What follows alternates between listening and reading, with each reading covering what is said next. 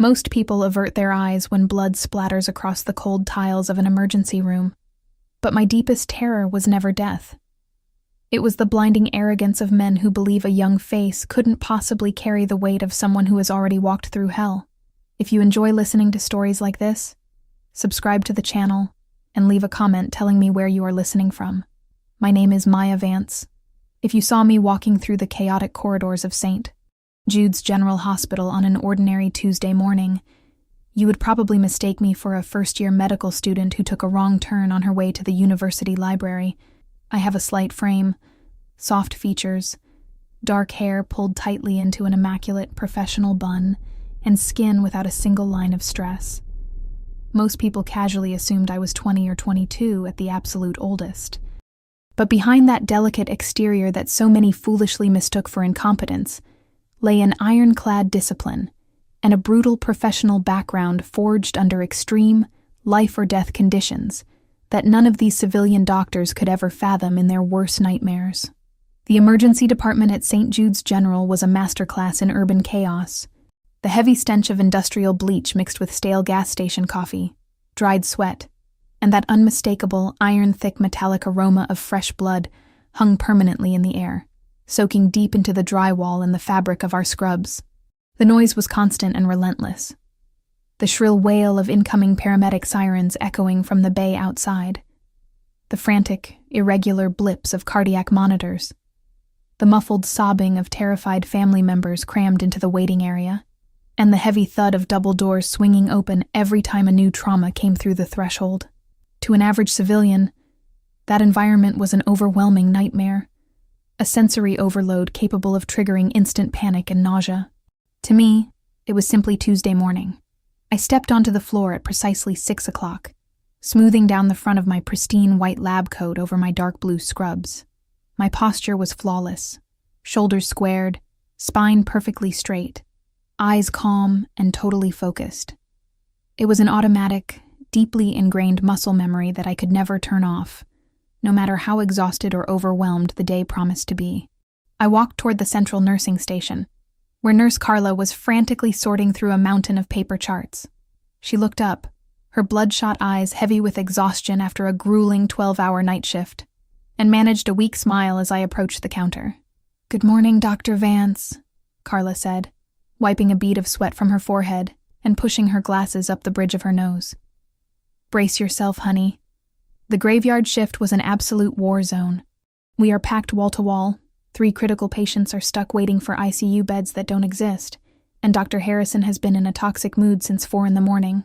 "Good morning, Carla," I replied, my voice steady and low, carrying a quiet stillness that stood in stark contrast to the madness swirling around us. "Don't worry about it. Where are the urgent triage charts so I can get to work?" Carla reached for a bright red folder resting on the laminate countertop. But before my fingers could even graze the paper, a tall, heavy shadow cast itself over the desk. Dr. Harrison, the chief of emergency medicine, snatched the file away with a sharp, dismissive jerk of his hand. Harrison was a man in his mid-50s, with thinning gray hair, a heavy belly, and a permanent scowl that suggested he hated the world for not recognizing his genius. He wore a rumpled lab coat stained with old coffee rings at the lapel and carried himself with the bloated authority of a man who owned the building. After more than 20 years at this public hospital, he viewed any physician under the age of 40 as an annoying intern whose sole purpose was to get in his way. And when it came to me, his condescension was particularly sharp. He didn't even bother looking me in the eye as he tucked the red folder under his arm. "Hands off, little girl," Harrison said, his voice a raspy boom meant to command the room. "This file belongs to a high-velocity abdominal trauma coming in by helicopter. It is definitely not a case for someone who just got out of medical school diapers and still smells like baby powder." I kept my expression neutral. I didn't flinch, nor did I allow a single trace of annoyance to show on my face. I took a slow, controlled breath, keeping my posture rigid and my gaze fixed directly on his face. "Dr. Harrison, I am scheduled for Trauma Bay 2 this morning," I said clearly and calmly. "I am fully qualified and more than capable of evaluating and managing any incoming trauma that comes through those doors." Harrison let out a short, barking laugh, and turned to two surgical residents leaning against the counter. The two young men immediately snickered, eager to kiss up to the boss and stay on his good side. "Listen to me very carefully, Dr. Vance, or whatever you like to call yourself," Harrison sneered, leaning over the counter to tower over me. "You might have passed your board exams and bought yourself a nice white coat, but this is the real world. This isn't the safe, sterile environment of your fancy little textbook study groups. Look at yourself in a mirror. You look like you're 16 years old. If a patient in cardiac arrest opens his eyes and sees your face, he's going to die of sheer panic thinking his doctor is playing dress-up for Halloween." The two residents laughed louder this time, trading amused glances. I felt Nurse Carla's eyes on me, filled with an uncomfortable mixture of pity and embarrassment, but my pulse didn't spike. My heart rate stayed at a steady 52 beats per minute. I had faced men far more dangerous than Harrison, in situations where the stakes were vastly higher than a brightly lit hospital corridor. A doctor's age and physical appearance have no bearing on the precision of their scalpel or the speed of their judgment in a crisis, Dr. Harrison, I said, keeping my voice soft, ice-cold, and impeccably polite. "If you give me the chart, I can assess the patient, stabilize his vitals, and clear the trauma bay in under 20 minutes. 20 minutes? Harrison scoffed, crossing his thick arms across his chest and rolling his eyes dramatically. "Did you hear that, Carla? The rookie thinks high-risk trauma medicine is solved with impatience and beginner's hubris. Do you know what your real problem is, Maya? You don't have thick skin. You have zero real-world mileage. You've never seen a wide-open abdomen pumping arterial blood onto your shoes without a senior attending, holding your tiny little hand and telling you what to do next. I know precisely what severe trauma looks like, and I know how to execute with total accuracy under extreme pressure, Dr. Harrison," I said, locking my eyes onto his with a quiet intensity that caused his scoffing smile to flicker for a fraction of a second. "Enough of this nonsense," he snapped abruptly, waving his hand in the air with total dismissiveness. "I don't have time to debate basic medicine with you in the middle of my hallway. Go to suturing room 3. There's a kid in there with a minor laceration above his eyebrow because he bumped his head during a pickup basketball game over the weekend. That is precisely your speed right now. Put in a few clean stitches, clean up the blood, and stay out of my way while I handle the real patients." He turned his back on me without waiting for a reply, striding heavily down the hall toward the resuscitation bays with the red folder clutched in his fist. The two residents trailed behind him like eager puppies, casting mockingly sympathetic grins back over their shoulders. Nurse Carla stepped closer to me, shaking her head in frustration. "I'm so sorry, Dr. Maya," Carla whispered gently. "Harrison is a miserable jerk to every new hire, but he goes out of his way to be brutal to you. He just can't handle the fact that someone so young and quiet doesn't tremble when he starts barking." "You don't need to apologize for him, Carla," I said quietly. "An inflated ego is usually the most dangerous hazard in medicine. Where is room 3? Carla pointed down the corridor. I walked down the hallway at a measured, deliberate pace, keeping my shoulders back and my posture straight. Inside the small exam room, a young man in his early 20s was sitting on the edge of the examination table, holding a wad of bloody gauze against his forehead. "Good morning," I said, as I closed the door behind me, pulling on a pair of sterile latex gloves. "I'm Dr. Maya Vance. Let's take a look at that forehead."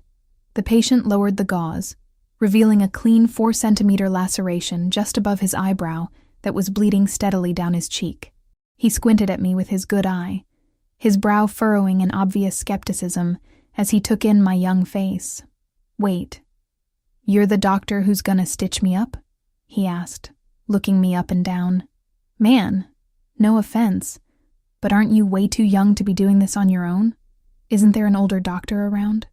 Like, a real supervisor or something?" It was the exact same line. The exact same doubt. It was the relentless background noise of my civilian life ever since I arrived at St. Jude's. People always judged the wrapper before bothering to see what was inside. They wanted gray hair and wrinkled foreheads to convince themselves they were in capable hands. "You have nothing to worry about," I said calmly, picking up an antiseptic swab and gently cleansing the edges of the wound. "I've performed this exact procedure more times than I can count. You won't feel any pain, and the scar will be virtually invisible once it heals." I arranged the sterile field with methodical efficiency, Every instrument was placed in exact order. The local anesthetic was delivered quickly and virtually painlessly. Then I picked up the needle driver and the delicate nylon suture material. My hands moved with breathtaking speed, absolute stillness, and effortless grace. Each stitch was placed with mathematical symmetry, as if I were closing delicate silk under a microscope. The young man, who had been visibly tense, gradually relaxed his shoulders as he realized how extraordinarily steady my hands were. He stared up at the ceiling in quiet amazement as I worked in total, focused silence. Wow, I literally didn't even feel the needle, he admitted after a few minutes, looking in the small wall mirror as he saw the bleeding had stopped. Your hands are crazy smooth, Doc. I'm really sorry about what I said when you walked in. It's just, you look like you could be in my freshman sociology class. It's quite all right, I replied with a subtle smile as I tied off the final knot and snipped the thread. Prejudgment is a very common human habit. You're all set. Keep it clean and dry for 48 hours. As the young man thanked me and left the room, I sanitized the tray and threw away the used supplies. Outside in the main hallway, the noise level had escalated. The sharp screech of ambulance brakes in the bay was followed by the loud thud of heavy doors slamming open, signaling that the morning's true wave of chaos had arrived. I stepped back out into the central corridor. Dr. Harrison was standing right in the middle of the traffic lane, red-faced and shouting over the noise as he tried to manage 3 incoming stretchers at once. An elderly man on a gurney nearby was groaning from chest pains, while 2 paramedics were trying to shout their handoff report over Harrison's booming voice. I walked over to the nursing station to pull the next chart from the queue. But the moment Harrison caught sight of me, he marched straight toward me, holding a clipboard stacked thick with laboratory requisition slips. He wore a triumphant, obnoxious grin on his face, thoroughly convinced he had found another way to demean me. Well, looks like our resident child prodigy finally finished playing Taylor with the basketball kid, Harrison announced loudly, raising his voice so every nurse and paramedic nearby could hear every word. Excellent work, Dr. Vance. Since you're so eager to make yourself useful around here, take these urgent blood samples up to the main lab on the 4th floor. Our transport orderlies are busy with actual medical work. I looked down at the clipboard he was thrusting into my chest, then raised my eyes back to his face. He smirked down at me, clearly enjoying what he believed was a complete assertion of dominance. He saw a timid, inexperienced girl, whom he could push around and run ragged with errands to feed his fragile ego. He had no idea who was actually standing in front of him. He didn't know about the blood-soaked field hospitals, the artillery fire shaking the operating tents, or the lives I had saved under conditions that would have brought him to his knees in tears. Is there a problem following a direct order, Dr. Vance? Harrison sneered, cocking an eyebrow and holding the clipboard inches from my chest. Or is walking a stack of papers up the stairs a little too complex for your tender age and lack of real experience? I held his mocking gaze in absolute icy silence for long, unyielding seconds. I didn't blink. I didn't reach for the board. I didn't give him a single millimeter of satisfaction. I simply stood my ground, my spine straight as steel, meeting his arrogant eyes with a cold, unshakable stare that said far more than words ever could. Before Harrison could open his mouth to deliver another condescending insult, the loud, piercing screech of the hospital's overhead alarm system shattered the tension in the hallway.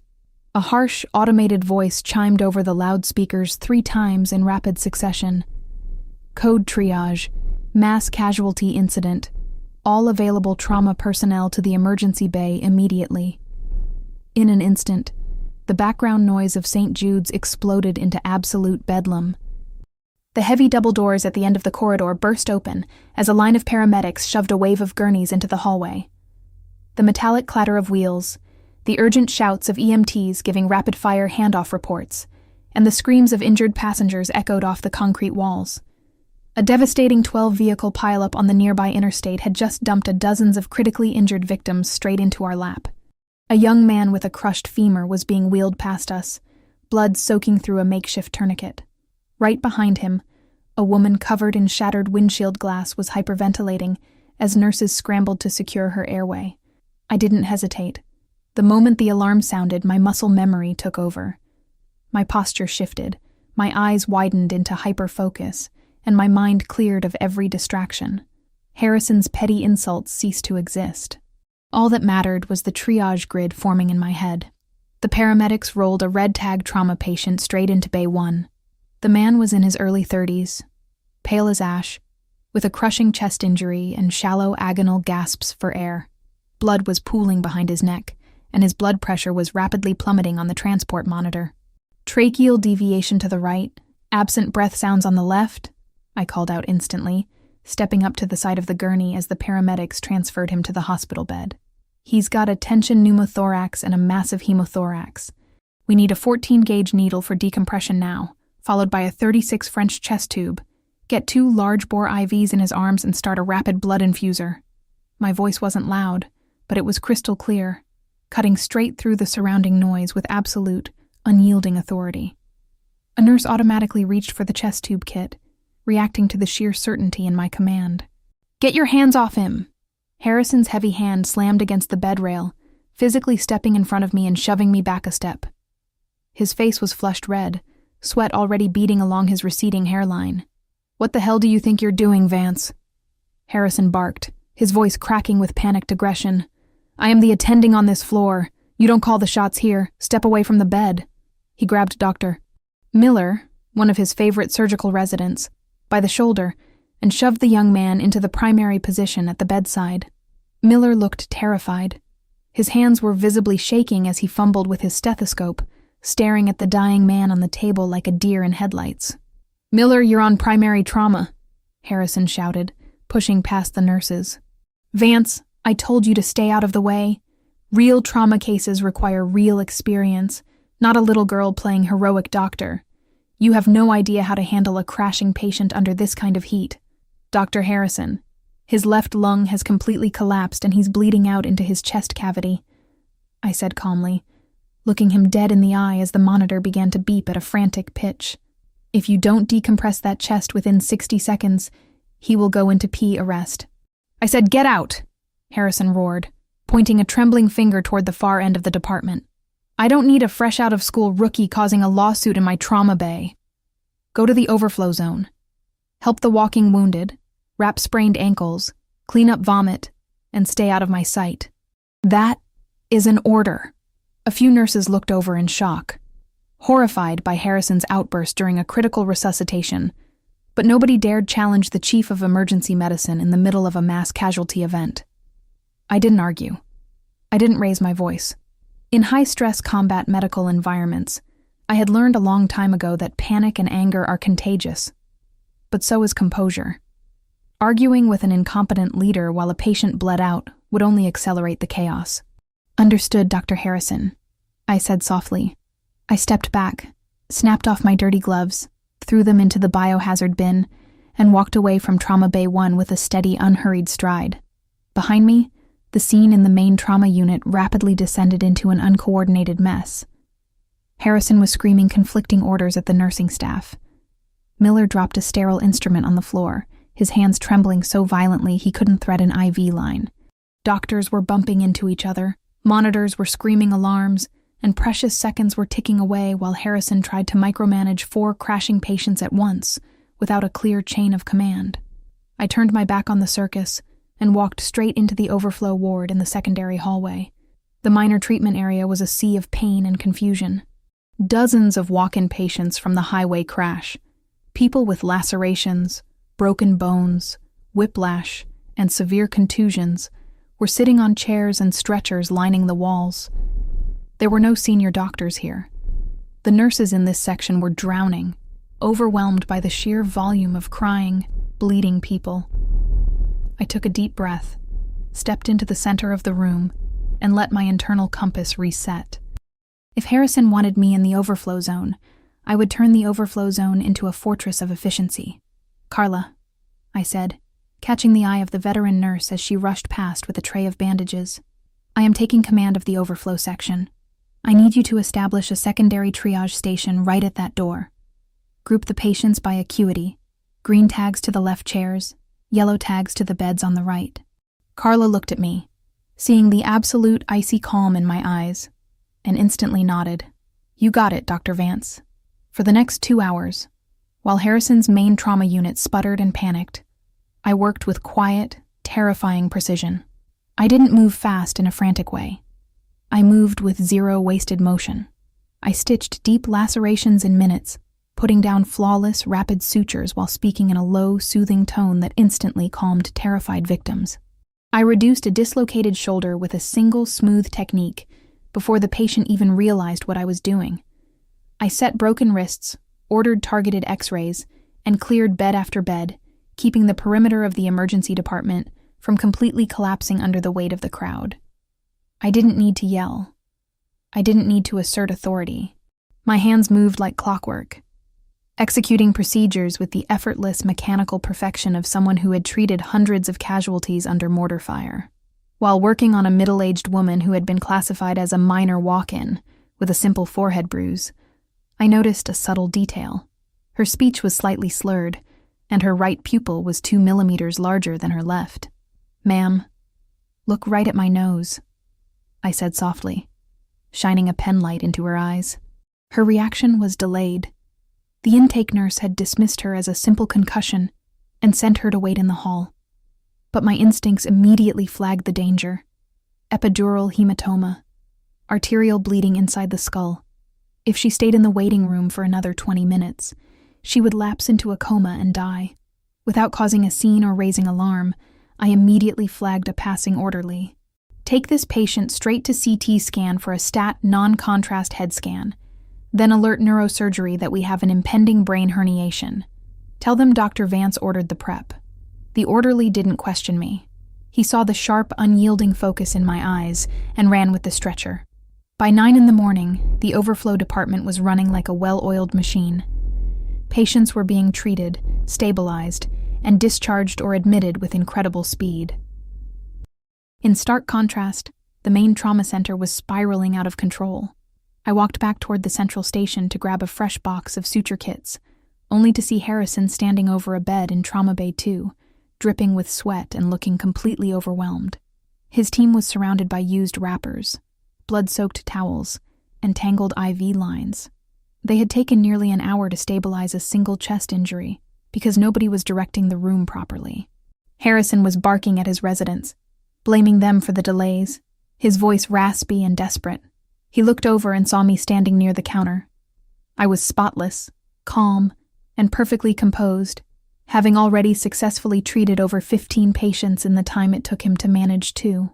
A flash of resentment and embarrassment crossed Harrison's face. He hated that I wasn't flustered. He hated that I hadn't come crawling back to him, begging for help or crying about his harsh treatment. He marched out of the trauma bay, wiping his forehead with the back of his sleeve, looking for a target to vent his mounting frustration. "Vance!" Harrison snapped, striding toward me. "Why aren't you moving faster down there? The waiting room is still full. If you can't handle a simple overflow ward, maybe I should just send you home." Before I could answer, the red emergency phone on the central desk began to ring with a harsh double-blast ringtone, the direct line reserved exclusively for highest priority military, federal, or state-level emergencies. Nurse Carla snatched up the receiver, listened for 3 seconds, and her face instantly drained of all color. "Dr. Harrison," Carla whispered, her voice trembling as she held out the phone. "Dispatch on line 1. A high-priority military escort convoy is pulling into our bay in less than 3 minutes. They're bringing in an active-duty flag officer in critical condition. They're demanding the top trauma chief on the floor right now." The heavy double doors of the trauma bay crashed open with a sound like thunder, and the energy in the room shifted instantly. 4 heavily armed military medics in tactical fatigues rushed into the hallway, surrounding a high-capacity transport stretcher. Behind them, 2 suit-wearing federal agents with earpieces scanned the room with razor-sharp intensity. The patient on the gurney was a broad-shouldered man in his late 50s, wearing an officer's service dress trousers beneath a blood-soaked trauma blanket. His face was gray, slick with cold sweat, and his breathing was terrifyingly shallow, short, ragged gasps that barely moved his chest. Dr. Harrison's eyes widened. Seeing the military escort and the obvious high-ranking status of the patient, his posture immediately changed. The arrogance that usually drove him turned into a desperate, frantic ambition. This was the kind of high-profile case that could secure funding, make headlines, and elevate his reputation across the hospital network. "Trauma Bay 1, right now," Harrison shouted, shoving past Nurse Carla to lead the gurney into the room. "Miller, get in here. Clear the room. I want full monitors, 2 large-bore lines, and a chest tray on standby." As the military medics transferred the patient to the hospital table, Harrison turned around, caught me stepping toward the doorway, and put a hand flat against my shoulder, physically blocking my path. "Not you, Vance," Harrison said through clenched teeth, his voice a harsh, hurried whisper. "Look at the uniforms outside. This is a top-level military official. I am not having an inexperienced child standing around making us look like an amateur clinic. Go back to the hallway and don't step foot in this room unless I specifically tell you to. Dr. Harrison, he's in critical shock," I said, my voice remaining completely flat and unbothered by his touch. "You need all hands on deck." I said, "Stay out," he growled, slamming the glass door shut in my face. I didn't leave. Instead, I stood right outside the glass partition of Trauma Bay 1, my eyes fixed on the patient on the table. Through the reinforced glass, I watched every movement, every monitor reading, and every flicker of panic on the team's faces. The patient was deteriorating at a terrifying speed. His systolic blood pressure dropped to 60, then 54. The cardiac monitor showed a rapid, chaotic rhythm, a heart fighting a losing battle against an unseen enemy. Harrison snatched a stethoscope, pressed it against the man's chest, and frowned in frustration. Decreased breath sounds on both sides. He's in severe hypovolemic shock. He's bleeding out into his abdomen. "Miller, get the ultrasound. Prepare him for an emergency exploratory laparotomy right now." "Doctor." "Harrison, his abdomen is flat and soft," Miller stammered, his hands shaking so violently he nearly dropped the ultrasound probe onto the floor. "The fast scan isn't showing free fluid in the belly." "Then look again," Harrison yelled, sweat dripping from his chin onto his mask. "He's dropping his pressure. Where else is the blood going? Hang 4 units of O-negative blood on the rapid infuser. Push it in under pressure." From my position behind the glass, I didn't need an ultrasound. I watched the patient's neck veins. They were visibly engorged, bulging against his pale skin despite his crashing blood pressure. I looked at his chest movements, noting a subtle, telltale puncture mark near his sternum that the team had completely overlooked under the blood-soaked blanket. Distended neck veins, hypotension, and muffled heart tones. Beck's triad. It wasn't an abdominal bleed, and it wasn't a collapsed lung. A fragment of shrapnel or metal had penetrated his pericardial sac. Blood was filling the rigid lining around his heart, squeezing the muscle so tightly that it couldn't expand to pump blood to the rest of his body. It was acute cardiac tamponade. If Harrison pushed pressurized fluids into his veins without relieving the pressure around his heart, the increased venous return would crush the right ventricle instantly, causing irreversible cardiac arrest on the table. Without asking for permission, I slid the glass door open and stepped inside the room. "Dr. Harrison, stop the rapid infuser immediately," I said. My voice was low, but it possessed a sharp, razor-thin clarity that caused every nurse in the room to freeze in place. Harrison spun around, his eyes red and bulging with fury. "What the hell are you doing in here? I gave you a direct order to stay outside."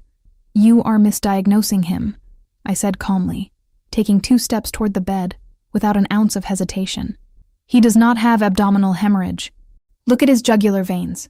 They are severely engorged. Look at the entry wound near the 3rd intercostal space. He has acute cardiac tamponade. Blood is collecting inside his pericardium and suffocating his heart." Miller blinked, looking back and forth between me and the monitor. "Wait, distended neck veins? Is she right?" "Shut up, Miller!" Harrison roared, turning his full wrath on me. His face contorted with pure rage at being publicly corrected in front of his staff and the military personnel standing in the doorway. "How dare you walk into my trauma bay and lecture me on pathology? You're a green, arrogant little girl who thinks a medical degree gives her the right to question a chief attending. If you open his abdomen or overload him with fluids, his heart will stop in less than 90 seconds, I replied, my eyes locking onto his with an icy, unshakable focus. "He needs an emergency pericardiocentesis right now. Insert an 18-gauge spinal needle subxiphoid, direct it toward the left shoulder, and drain the pericardial sac." "Get out of my room," Harrison screamed, pointing his blood-stained gloved hand directly at the door, his voice echoing off the walls. "Get out before I have security escort you off the premises and file a formal report to strip your license for insubordination. You do not speak in my ER. You do not touch my patients. Leave now." The room fell into a suffocating, dead silence. Nurse Carla held her breath, staring at me in terror. Harrison stood breathing heavily, his chest heaving, convinced he had just humiliated me into submission. I didn't blink. I didn't back down. I simply looked at the dying man on the table, whose heart monitor began to emit a long, continuous, agonizing beep as his pulse flatlined. The sharp, continuous tone of the flatline monitor echoed through the glass walls of Trauma Bay 1 like a death knell. Inside the room, complete chaos erupted. Dr. Harrison's face turned an ashen shade of gray. His eyes darted frantically between the flat monitor and the silent chest of the officer on the table. "Start chest compressions!" Harrison screamed, his voice cracking with sheer panic. "Miller, push 2 milligrams of epinephrine. Get the defibrillator charged to 200 joules. Move!" Performing chest compressions on a heart choked by pericardial tamponade was worse than useless. It was actively lethal. Every compression forced more blood out of the torn vessel and deeper into the non-compliant sac around the heart. I opened my mouth to intervene, but before another word could be spoken, the heavy double doors at the main entrance of the emergency department were thrown open with violent force. The loud, rhythmic thud of combat boots echoed down the tiled hallway, accompanied by the urgent chatter of tactical radios. Outside the bay, a massive security convoy had surrounded the hospital's ambulance bay. Blacked-out SUVs with federal government plates and military escort vehicles were parked in a tight perimeter, blocking off civilian traffic entirely. Armed Navy Shore Patrol officers and federal agents clad in dark suits stepped into the emergency room, instantly setting up a tactical perimeter and moving civilian onlookers away from the central corridor. Right behind them rushed Dr. Arthur Reynolds, the Chief Executive Officer and Medical Director of St. Jude's General. Reynolds was a man who cared about two things: donor funding and political connections. He was wearing a tailored $5,000 suit, his silver hair neatly slicked back, but his face was slick with cold sweat as he practically sprinted alongside a group of senior military brass heading straight for Trauma Bay 1. "Dr. Harrison," Reynolds called out frantically as he reached the glass doors, his voice dripping with desperation. "Tell me he's stable. Do you have any idea who is on that table?" Harrison wiped his sweaty brow with the back of a bloody glove, stepping in front of the flatlining monitor to block Reynolds's view. We are executing advanced cardiac life support protocols as we speak, Dr. Reynolds." The patient arrived in profound hypovolemic shock from internal abdominal hemorrhage. "Abdominal hemorrhage?" Reynolds gasped, grabbing Harrison by the lapels of his coat. "The Pentagon called my personal cell 3 minutes ago. This is Vice Admiral Thomas Blake, Chief of Naval Operations. If he dies in our ER, this hospital will be dismantled by a congressional inquiry." The military officers standing outside the glass room shifted uncomfortably, their eyes scanning the frantic, disorganized scene inside the trauma bay. Blood-soaked gauze was scattered across the floor. IV lines were tangled around the bed rails, and Miller was sweating profusely as he fumbled with the defibrillator paddles.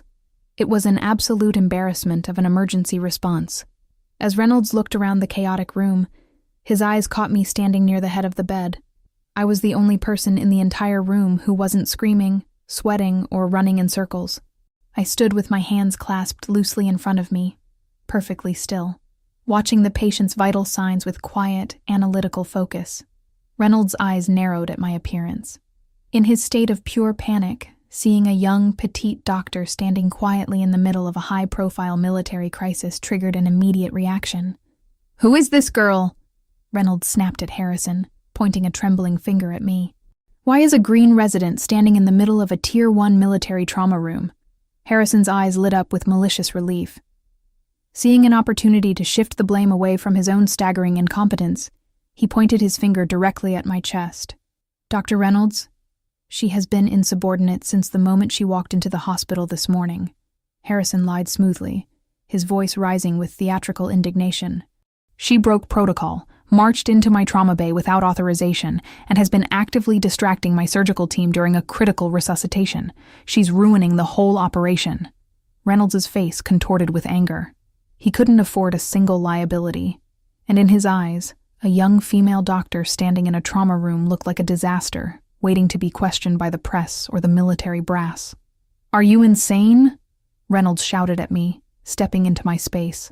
"Security! Get this junior doctor out of my trauma bay right now. Lock her out. I will not have an unqualified novice ruining this hospital's reputation in front of the United States Navy." 2 hospital security guards rushed into the room, reaching for my arms. I didn't flinch. I didn't raise my hands, nor did I raise my voice. I looked Reynolds dead in the eye, my gaze so cold and unyielding that the CEO actually took half a step backward in shock. "You don't need to touch me," I said softly to the security guards, my voice cutting through the noise like a razor blade. "I am stepping out." I turned gracefully and walked out of Trauma Bay 1 on my own terms, keeping my head held high, my posture straight as an arrow, and my stride perfectly measured. Outside the glass partition, a crowd of nurses, paramedics, and armed military guards watched as I was effectively exiled to the hallway. Harrison quickly pulled the curtain shut behind me, trying to hide the flatlining heart monitor from the eyes of the military escort standing in the hallway. I stood near the central nursing station, perfectly composed. I knew the patient on that table had less than 2 minutes before brain death became permanent. I knew Harrison's futile chest compressions were actively killing him. And I knew that in a matter of seconds, the true authority in that building was going to step through those doors. Right on cue, the heavy double doors at the end of the main corridor swung open once more. An imposing, broad-shouldered man in a crisp Navy service dress uniform stepped into the hallway. 4 stars gleamed brilliantly on his shoulder boards, reflecting the harsh fluorescent lights of the hospital ceiling. His face was weathered, carved from decades of command, and his sharp blue eyes swept across the chaotic emergency department with the lethal precision of a hawk. It was Admiral Edward Sterling, commander of Special Operations. Dr. Reynolds instantly straightened his tie, plastered a fake, subservient smile across his face, and practically tripped over his own feet as he rushed forward to greet the 4-star Admiral, eager to play the role of the heroic hospital administrator. "Doctor." Reynolds practically tripped over his own expensive leather shoes as he rushed across the hallway to intercept Admiral Sterling. He threw his shoulders back, plastering a desperate, overly subservient smile across his face, while holding out his right hand in greeting. "Admiral Sterling, sir," Reynolds said, his voice trembling with a mixture of reverence and terror. "I am Dr. Arthur Reynolds, Chief Executive Officer and Medical Director of St. Jude's General. I want to personally assure you that our absolute finest trauma team is currently attending to Vice Admiral Blake in Trauma Bay 1. We have deployed every high-level resource at our disposal." Harrison scrambled out of the glass bay right behind Reynolds, wiping a mixture of sweat and blood from his forehead onto his sleeve. Eager to stake his claim on the high-profile case and secure his own glory, Harrison stepped up beside the CEO, puffing out his chest. "I am Dr. Harrison, Chief of Emergency Medicine, Admiral." Harrison interjected smoothly, trying to sound authoritative, despite the visible panic in his eyes. "I am personally directing the resuscitation efforts for Vice Admiral Blake. His condition upon arrival was catastrophic. Massive internal hemorrhage. But my team and I are executing advanced life support as we speak." Harrison then cast a nasty, pointed glance over his shoulder at me, where I stood quietly by the central nursing desk. "And I must deeply apologize for the chaotic atmosphere, Admiral," Harrison added, his tone dripping with fake regret. "We unfortunately had a slight security breach moment ago. An unqualified, overzealous junior resident was interfering with our resuscitation protocols and causing a distraction. But I personally had her escorted out of the trauma bay so that real doctors could do their jobs." Reynolds nodded vigorously. "Yes, Admiral. Rest assured that the girl has been removed from the room. We do not tolerate inexperienced novices compromising the care of a high-ranking officer in my hospital." Admiral Sterling didn't say a word. He didn't shake Reynolds' outstretched hand. He didn't even look at Harrison. Instead, the 4-star Admiral's razor-sharp blue eyes swept past both men, ignoring them completely, as if they were nothing more than transparent glass. His gaze locked onto me, standing 5 feet away, my spine straight as an iron rod, my feet positioned with military precision, and my face utterly composed amidst the surrounding madness. The room grew eerily quiet. The armed Navy Shore Patrol guards behind Sterling snapped to attention. Without uttering a single word to the hospital's CEO or the chief attending, Admiral Sterling stepped directly around Reynolds, brushing past Harrison's shoulder as if the man didn't exist. He walked with a heavy, measured, commanding stride straight toward me. Harrison blinked in complete confusion. "Admiral?" "Sir, the trauma bay is this way." Admiral Sterling stopped exactly 2 feet in front of me. He looked at my face, noting the absolute lack of fear in my eyes, the flawless posture of my frame, and the pristine cleanliness of my white coat. A subtle, deeply respectful nod softened the hard lines of his weathered face. Slowly, deliberately, Admiral Sterling raised his right hand to the brow of his cover, snapping a razor-sharp, textbook military salute directly to me in front of the entire emergency room staff.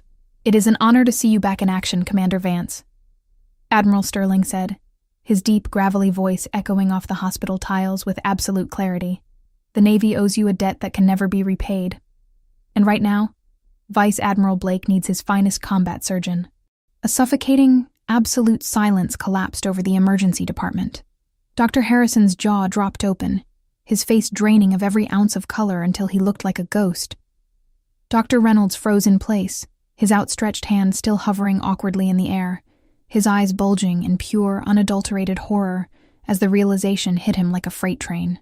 Nurse Carla gasped aloud, clapping her hands over her mouth, while the surgical resident stood paralyzed in complete, utter shock.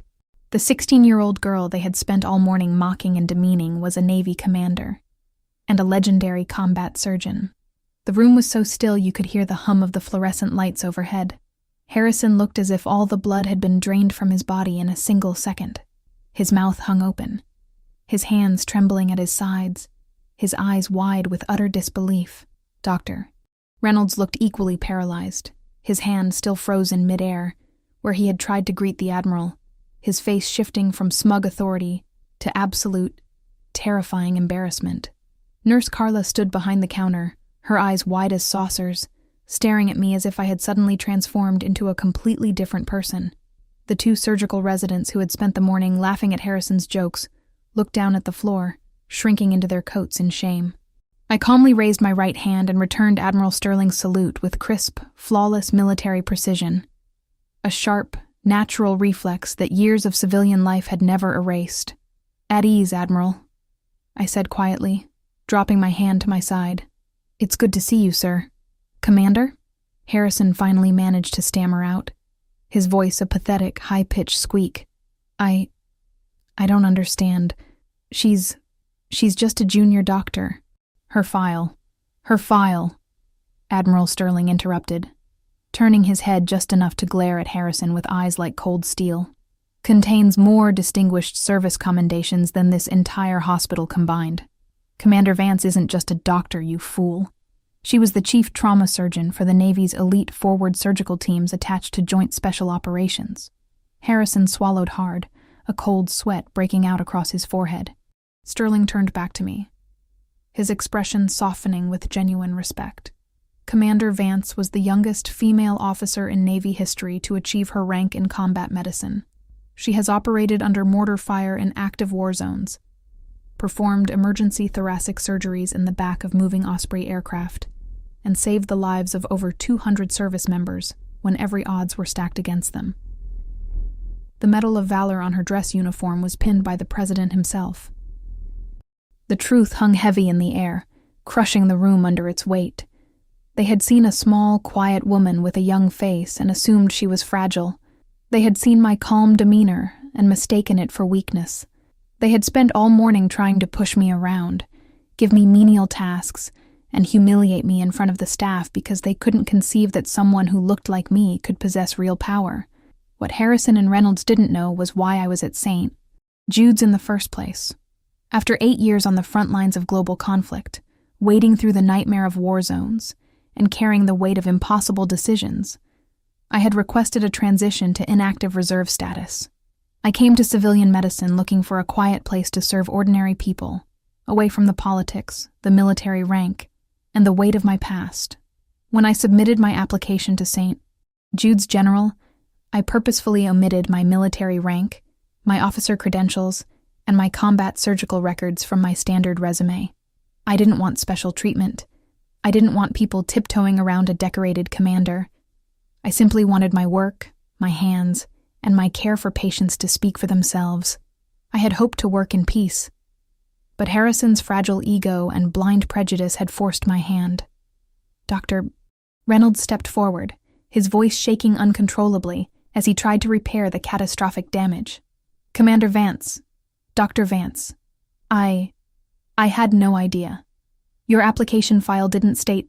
If we had known of your extraordinary background, we would have appointed you chief of surgery immediately. I didn't ask for a title, Dr. Reynolds, I replied, my voice cool, steady, and devoid of anger. I asked to treat patients. But your chief of emergency medicine was more interested in protecting his ego than reading a patient's vitals. Harrison looked as if he were about to faint right there on the tiles. He tried to speak, to offer some pathetic excuse, but no sound came out of his throat. Admiral Sterling stepped closer to me, his eyes gleaming with total trust. We don't have time for civilian bureaucracy or apologies right now, Commander, Sterling said firmly, looking toward the glass doors of Trauma Bay 1, where the cardiac monitor was still screaming its flatline alarm. Vice Admiral Blake is dying in that room because these men don't know what they're doing. I am placing this entire medical operation under your direct military authority. I didn't waste a single second. The moment Admiral Sterling issued the directive, the quiet, unassuming civilian doctor vanished entirely. In her place stood Commander Maya Vance, a seasoned combat surgeon trained to bring order to total chaos. I turned on my heel and marched back into Trauma Bay 1 with a swift, razor-sharp stride. Dr. Reynolds scrambled out of my path, practically flattening himself against the wall. Harrison stood frozen near the bed, his face pale, his hands trembling violently over Vice Admiral Blake's chest. Miller, stop compressions immediately, I commanded. My voice rang out like a whip, instantly shattering the frantic noise in the room. You are forcing blood further into the pericardial sac. Step back. Miller practically leaped away from the bed, holding his hands up in total surrender. Carla! I called out to the veteran nurse, who was already rushing into the bay behind me. I need an 18-gauge spinal needle, a 50-milliliter syringe, a 3-way stopcock, and an ECG lead connector, right now. On it, Commander, Carla barked, snapping into action with a newfound energy, her eyes bright with sudden hope. I stepped directly to the head of the bed, my eyes sweeping over the Vice Admiral's monitor. His heart rhythm was a flat, agonizing line, and his pulse ox was non-existent. We had less than 45 seconds before irreversible brain death occurred. I looked up and caught Harrison standing there like a useless ghost, paralyzed by his own humiliation. Dr. Harrison, I snapped, locking my eyes onto his. Harrison flinched, snapping his head up. Yes, Commander? You are my assistant for this procedure, I said, my tone cold, precise, and absolute. Prep his chest with chlorhexidine and hold the ultrasound probe at the subxiphoid angle. Do not shake, do not question me, and do not get in my way. Do you understand your orders? Harrison swallowed hard, his throat dry as bone. The chief of emergency medicine, a man who had spent the morning belittling me, nodded frantically like a terrified intern. Understood, Commander. Yes, ma'am. He grabbed the antiseptic swab with trembling fingers and prepped the Vice Admiral's lower chest, while Miller hastily held the suction tube ready, completely eager to follow my lead. Carla slapped the spinal needle and syringe directly into my gloved palm. The sterile steel felt familiar, an extension of my own fingers. I didn't hesitate. I located the subxiphoid process, just below the breastbone, and inserted the long 18-gauge needle at a precise 45-degree angle, aiming directly toward the left shoulder. The entire room held its breath. Admiral Sterling stood outside the glass partition, watching through the window with folded arms, his face impassive but his eyes laser-focused on my hands. Reynolds looked as if he were about to vomit from the sheer tension. I advanced the needle millimeter by millimeter. I felt the subtle give as the needle tip pierced the dense parietal pericardium. Immediately, dark, non-clotting blood rushed backward into the barrel of the syringe under intense pressure. I have entry into the pericardial space, I announced calmly. I locked the three-way stopcock and began pulling back on the plunger. 50 milliliters of dark, trapped blood filled the syringe instantly. I flushed it through the side port into a basin and pulled back another 50 milliliters. With every drop of pressure relieved from around the Vice Admiral's heart, the organ began to find room to expand once again. Beep. A single spike registered on the cardiac monitor. Beep. Beep. Sinus rhythm restored, Carla shouted, her voice laced with pure joy. Heart rate 68. Systolic blood pressure coming back. 80 over 50. 95 over 60. He's breathing, Miller gasped, watching Vice Admiral Blake's chest rise and fall in a deep automatic gulp of air. The pulse is returning. The flatline alarm cut off, replaced by the steady, rhythmic, beautiful sound of a stabilizing heartbeat. I pulled a final 30 milliliters of blood from the sac until the flow ceased, securing the catheter in place with a quick, flawless stitch.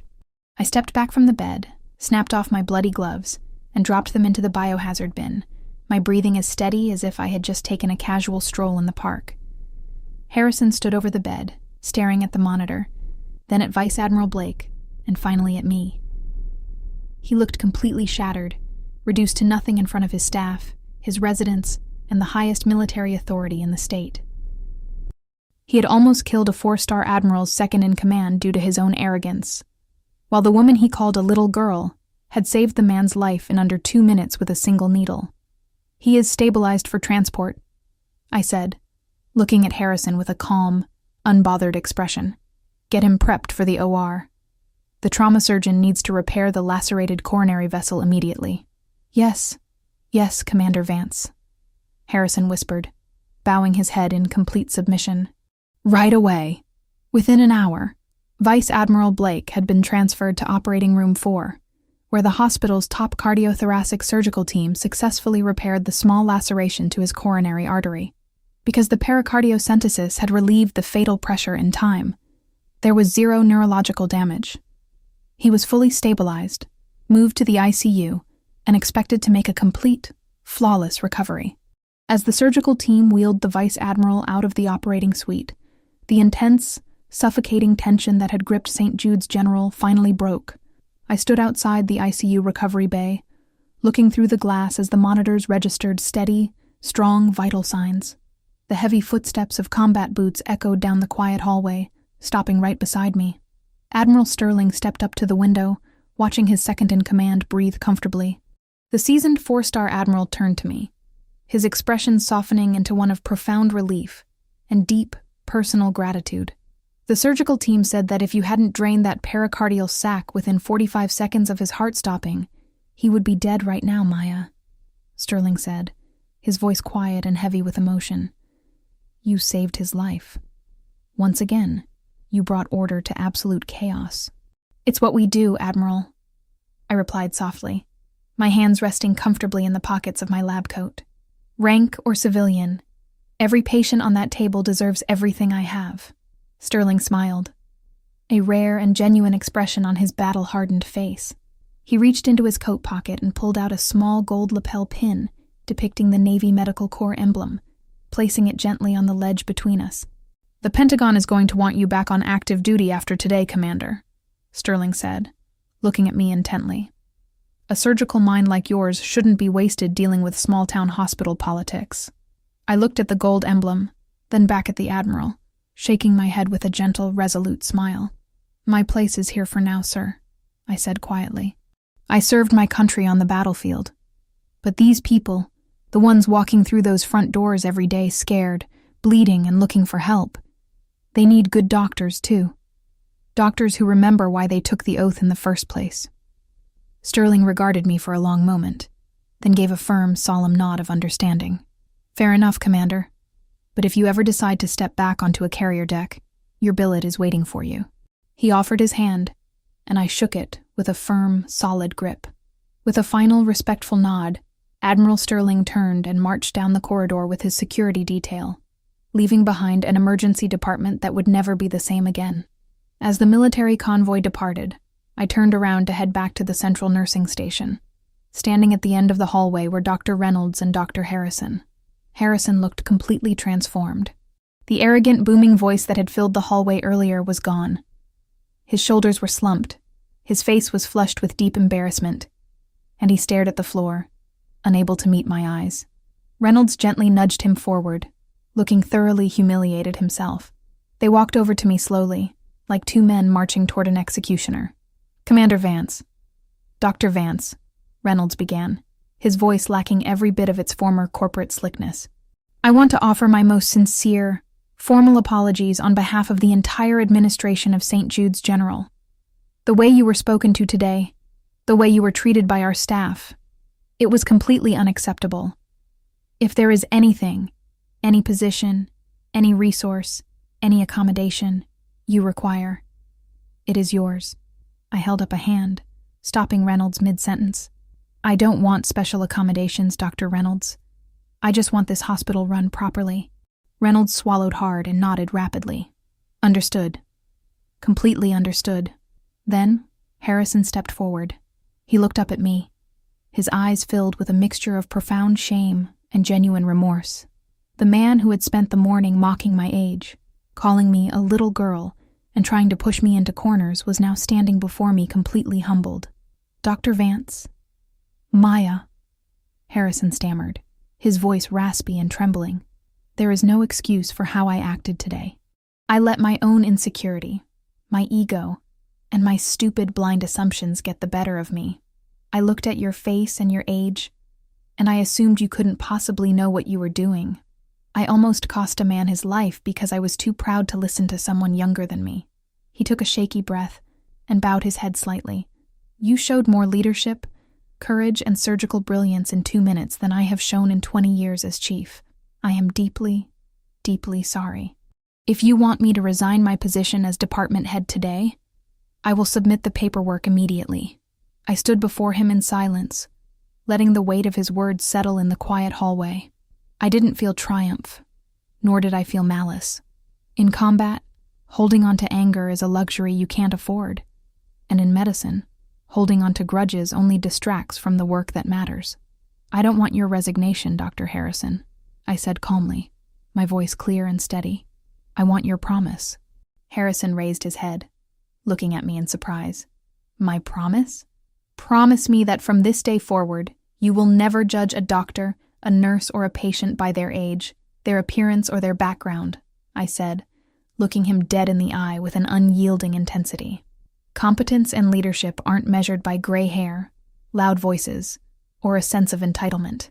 They are measured by skill, discipline, and how you treat the people who depend on you when everything is falling apart." Harrison stared at me, deeply moved, and gave a slow, deliberate nod.